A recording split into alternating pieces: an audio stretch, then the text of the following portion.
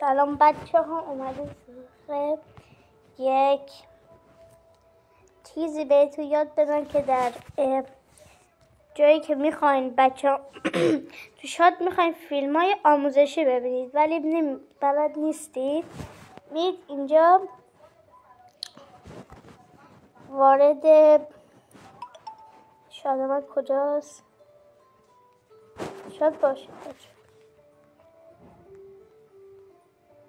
شاد نیاز نیست، فقط برنامه شاد نیاز نیست، فقط شما شاد باشید.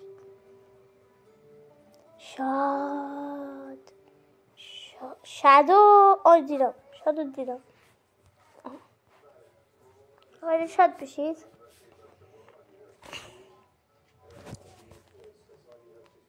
روی نمونه روی دسترسی سعی نوشته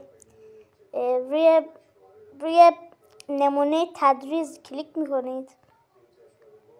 من کم اصلا دیر میاد، صبر میکنید تا بیاد. بعد اینکه اومد پایه خودتون انتخاب میکنید. مثلا من همطوری بسه اینجوری اومد میذارید رو پایه میزنید. بیا دیگه پایه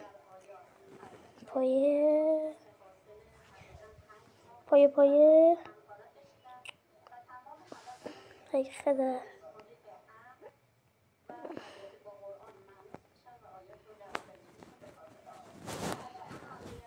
بستا